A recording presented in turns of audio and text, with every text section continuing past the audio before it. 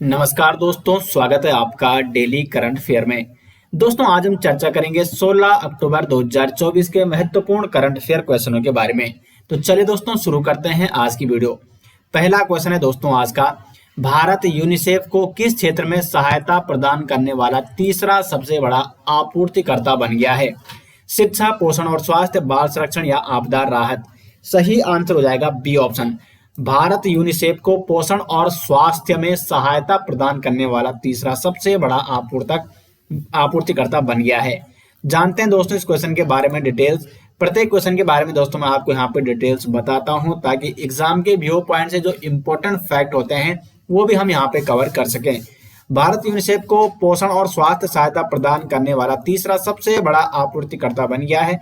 UNICEF के अनुसार बच्चों के लिए स्वास्थ्य और पोषण सहायता प्रदान करने वाले वैश्विक आपूर्तिकर्ताओं में भारतीय आपूर्तिकर्ता तीसरे स्थान पर है। अगर बात करें यूनिसेफ है क्या दोस्तों? United nation children fund. यह संयुक्त राष्ट्र की एक एजेंसी है जो दुनिया भर में बच्चों को मानवीय और विकासात्मक सहायता प्रदान करने के लिए जिम्मेदार है। इसकी स्थापना द्वितीय विश्व युद्ध के दौरान बच्चों को राहत प्रदान करने के लिए वर्ष 1946 में की गई थी। यूनिसेफ दुनिया भर में बच्चों से संबंधित विभिन्न पहलुओं पर शोध रिपोर्ट भी जारी करता है और इसका मुख्यालय कहाँ है? यूनिसेफ का न्यूयॉर्क में है। बढ़ते हैं अगले क्वेश्चन की ओर। विश्व छात्र दिवस कब मनाया जाता है? तो विश्व छात्र दिवस मनाया जाता है 15 अक्टूबर को विश्व छात्र दिवस के रूप में मनाया जाता है। प्रत्येक वर्ष 15 अक्टूबर को विश्व छात्र दिवस मनाया जाता है। यह दिवस पूर्व राष्ट्रपति और missile man doctor APJ Abdul Kalam की जयंती पर मनाया जाता है। इस दिवस का उद्देश्य है कलाम साहब के शानदार योगदान को याद करना और शिक्षा के महत्व पर प्रकाश डालना। विश्व छात्र दिवस 2021 की थीम है छात्रों के भविष्य के लिए समग्र शिक्षा। इस दिवस को मनाने की शुरुआत हुई थी वर्ष 2010 में और थीम आपको जरूर इसकी नोट करनी है। क्वेश्चन नंबर 3 है, कौन सा राज्य जाति आधारित जनगणना करने वाला तीसरा राज्य बन गया है? केरल, महाराष्ट्र, तेलंगाना, गुजरात? सही आंसर हो जाएगा तेलंगाना राज्य बन गया है जाति आधारित जनगणना करने वाला तीसरा राज्य। तेलंगाना सरकार ने सभी समुदायों के बीच संसाधनों का उचित वितरण सुनिश्चित करने के लिए एक व्यापक घरेलू जाति सर्वेक्षण शुरू किया है। इससे आंध्र प्रदेश और बिहार के बाद तेलंगाना जाति आधारित जनगणना करने वाला तीसरा राज्य बन गया है। सर्वेक्षण का उद्देश्य ओबीसी, एससी, एसटी और अन्य कमजोर वर्गों के सामाजिक, आर्थिक और शैक्षिक सुधारों के लिए विभिन्न अवसरों की योजना बनाना और उन्हें लागू करना है। यह राज्य में इन समुदायों के लिए रोजगार और राजनीतिक अवसरों को बढ़ाने पर केंद्रित है। क्वेश्चन नंबर 4 है यहाँ पे, सितंबर 2024 के ICC player of the month किसे चुना गया है? सही आंसर हो जाएगा यहाँ पे क्वेश्चन नंबर 4 का कमिंडो मेंडिस। बी ऑप्शन हो जाएगा यहाँ पे सही आंसर। हाल ही में श्रीलंका के कमिंदो मेंडिस को सितंबर 2024 के लिए ICC player of the month चुना गया है। मेंडिस अपने टेस्ट करियर के पहले 8 मैचों में से प्रत्येक में 50 का आंकड़ा पार करने वाले इतिहास के पहले पुरुष खिलाड़ी बन गए हैं। इन्होंने लगातार अपने 8 मैचों में प्रत्येक मैच में 50 का आंकड़ा पार किया है। वहीं इंग्लैंड की टेमी ब्यूमेंट को सितंबर के लिए सर्वश्रेष्ठ महिला खिलाड़ी के लिए पुरस्कार से सम्मानित किया गया है। क्वेश्चन नंबर 5, उत्तर प्रदेश के किस स्थान पर देश का पहला हिंदी साहित्य संग्रहालय स्थापित किया जाएगा? मोस्ट इंपोर्टेंट क्वेश्चन है दोस्तों।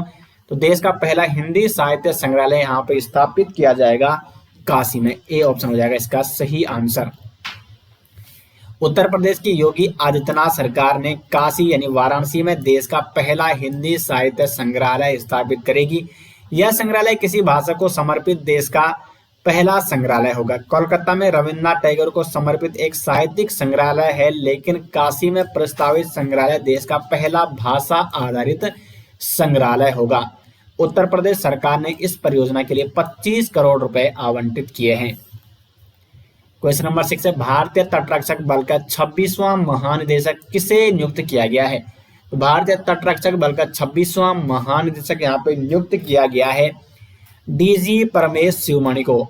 सी ऑप्शन हो जाएगा यहाँ पे सही आंसर।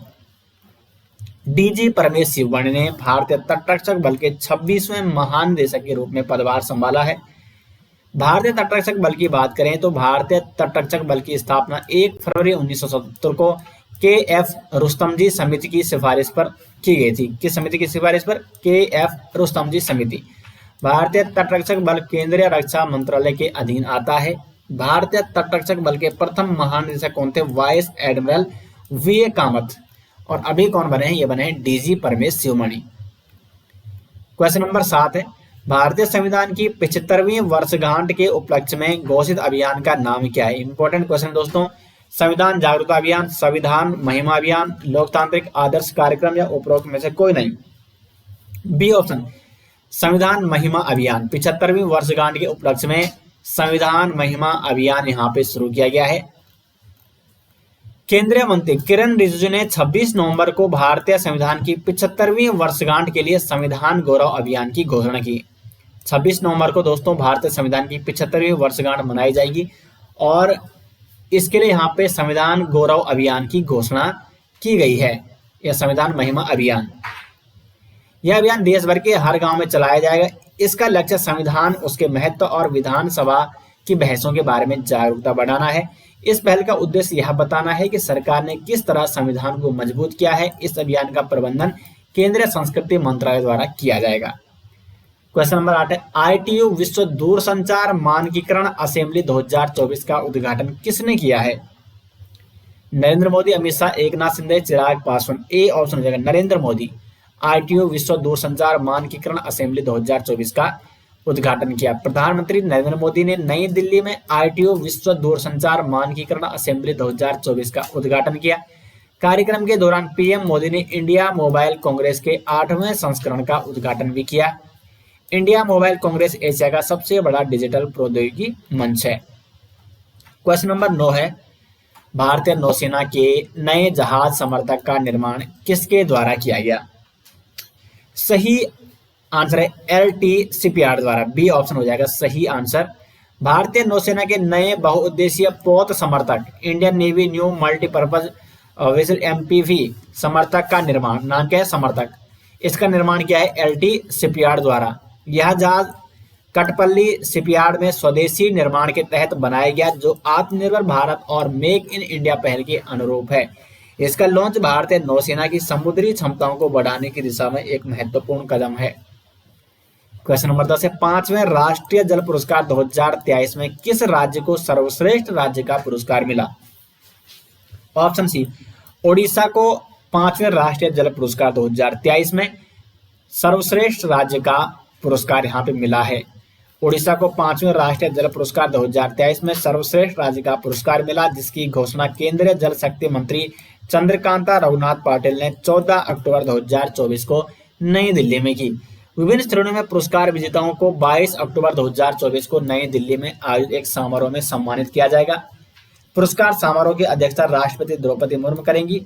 राष्ट्रीय जल पुरस्कार की स्थापना केंद्रीय जल शक्ति मंत्रालय के तहत जल संसाधन, नदी विकास और गंगा संरक्षण विभाग द्वारा की गई। दोस्तों, ये हो गए आज के टॉप 10 करंट अफेयर क्वेश्चन 16 अक्टूबर 2024 के। उम्मीद करते हैं आपको वीडियो पसंद आई। वीडियो पसंद आई वीडियो को लाइक और शेयर जरूर करें। मिलते हैं दोस्तों नेक्स्ट वीडियो, तब तक के लिए धन्यवाद।